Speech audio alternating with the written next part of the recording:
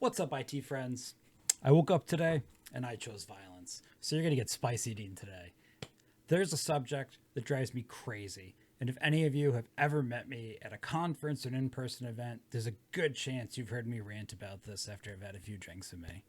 I decided, since I was yelling today, I would dress the part and look like a butthurt, angry New England fan. Because that's what I am ultimately. What had happened was, Dean was on Reddit, which has never happened. I never start off one of these videos that way. And I had seen yet another very, very, very highly voted post about how terrible a vendor had become in recent time.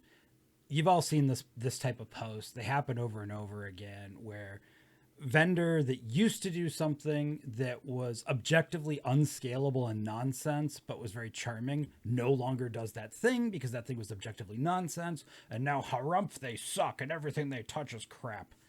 I don't get it, and I don't get why as business owners you put yourselves in this position to be hurt by these vendors in the rare instances when you're all actually right about what the vendor has done. Let's talk a little bit more about that. For those watching that were alive before music was instantaneously consumable per song, there was this thing you used to have to buy called an album, and generally speaking, you had to go to this place called a store to buy it. I know for some people who are watching, I mean this half ironically, half unironically, they've never experienced that, and I'm both very happy for you and sad. Anyways, a part that came out of that culture that was very common was that we would go and find a favorite artist, hopefully before our friends had found it, because it wasn't something that was just spread everywhere. And there was that certain sense of I found them first, they're mine, I discovered this art. And as soon as that artist started to become popular in the mainstream, there tended to be this thing that we would all say, this person sold out. And it was almost like the fact that I consumed and bought their art, but now because you consumed and bought their art, and I don't think you deserve to consume and buy their art, they're bad. Artist bad. Money bad. Anyone ever think that before? Have that experience? I'll give you a quick example that some people are going to laugh at me for. So back in the early 90s, there was this band that came out, No Doubt, and they had this very unique sound, especially out here on the East Coast.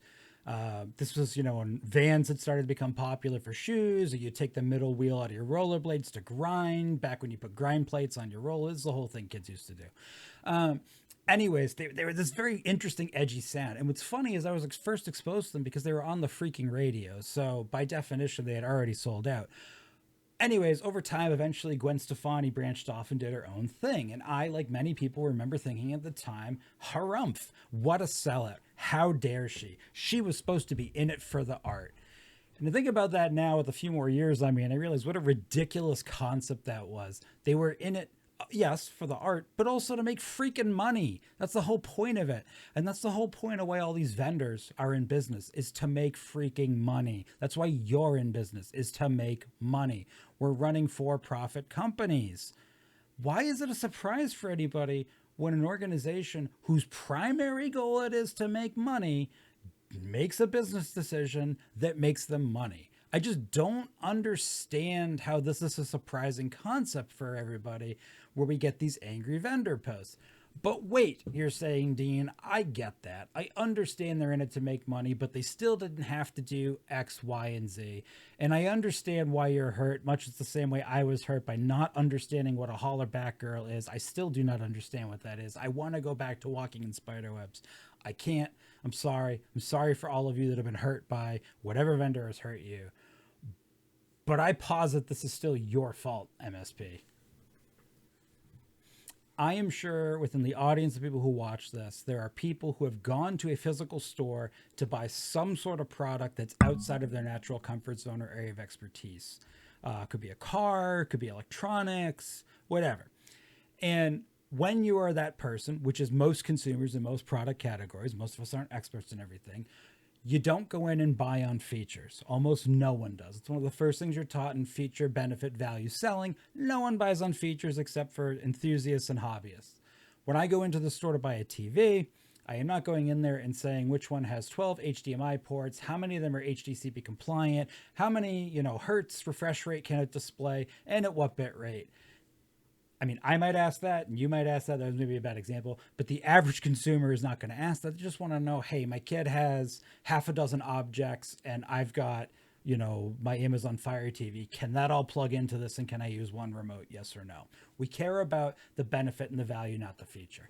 And that's why I do not understand, especially in this space, where being able to communicate your value prop is so important, that we have so many NSPs that still buy on features, and stupid ass features at that. How many of you have told me or have said before that you're engaging with XYZ vendor because you really like that they do this down homey thing, or their owner was available, or their support is just so friendly, or some other sort of non-scalable horseshit reason like that? All of us. And what I don't get is, if you know that isn't a scalable factor, and you know that because you can't scale it in your own business, why are you placing the entire value of your relationship with this vendor on this totally non-business, non-profit oriented feature that isn't scalable, that they have to drop the minute they're in a position to make money? I don't understand. And this happens everywhere. Even companies whose entire mission statement is to not be evil, like Google, will reach a point where their actions will appear to be evil to us because they're profit-driven decisions. This should not be a surprise to anybody. And I just don't understand that. And I guess because I don't understand it, I'm not sure with the need to rage post about it online and complain about it. Like, it's a tool. It's a tool in a stack that you use to deliver what you do. That tool has changed, or terms of that tool have changed. Do a better job planning so that tool change doesn't affect you as much. I am absolutely talking to all the people that were snobs to me about VMware for years. Ha ha, ha ha ha. Joke's on all of you. Plan better. You're not going to have a free license of a product like that forever, obviously. Sorry. But more importantly, stop using that sort of like down home, small town, local yokel charm element. A lot of us weirdly attached to vendors. Stop humanizing your vendor. The vendor itself is some sort of entity that has feelings. Like, it's not a puppy, it's a vendor. They make a product, they sell it to you, you consume the product, it's transactional. We stop consuming the product, the vendor stops making money. That's it. That's how it works. Like, I don't get it, everybody. I just don't get it. Stop buying on nonsense features when you shop for a vendor. How down-homey, how relatable, how charming, how they used to do it this way-ish a vendor is not a feature that you should be turning into a value prop to buy on. It's nonsense. You're better than that. Have a great Tuesday, everybody. Choose violence.